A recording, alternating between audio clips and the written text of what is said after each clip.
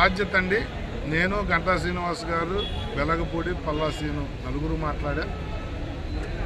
ఏదైతే ప్రభుత్వంలో నిర్ణయం అయినా అమలు చేయడంలో లేట్ అవుతున్నా దాని మీదే నేను ఫోకస్ఫుల్గా మాట్లాడా. ఎందుకంటే నిర్ణయాలు జరుగుతూ ఉన్నాయి, అమలు అవడంలో లేట్ అవుతూ ఉంది. పైసా అంటే జీవోలో కొంతమందికి రెగ్యులర్ అయిన తర్వాత కూడా అంటే అది ఇవ్వాలని ప్రభుత్వం గతంలోనే నిర్ణయం చేసినప్పుడు ఎందుకు లేట్ అవుతుంది అని చెప్పి నేను సూటిగా ప్రశ్నించాను. దాంతోపాటు మా ముఖ్యమంత్రి, ఉప ముఖ్యమంత్రి ఎలక్షన్ వాగ్దానం వాళ్ళని నమ్మే మాకు మెజార్టీలు ఇచ్చారని కూడా చెప్పడం జరిగింది. అది ఎందుకంటే ప్రభుత్వానికి మన బాధ్యత ఇది అని చెప్పి మరొక్కసారి గుర్తు చేశాను.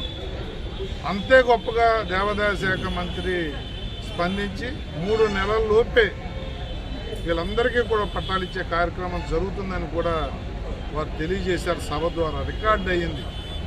అందుకని చాలా ఆనందంగా ఉంది.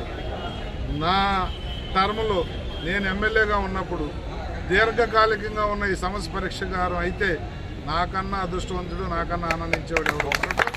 తప్పకుండా ఇది చేస్తాను. ప్రజలకు నేను ఎలక్షన్లో ఇచ్చిన వాగ్దానం ఇది తప్పకుండా జరిగి తీరుతుంది. 3 నెలల, 4 నెలల, 6 నెలలు అనేది నేను టైం బాండ్ పెట్టను, కానీ సంవత్సరం లోపైతే ఈ సమస్య పూర్తిగా తీరుతుంది అనేది మాత్రం నేను మాట్లాడతాను.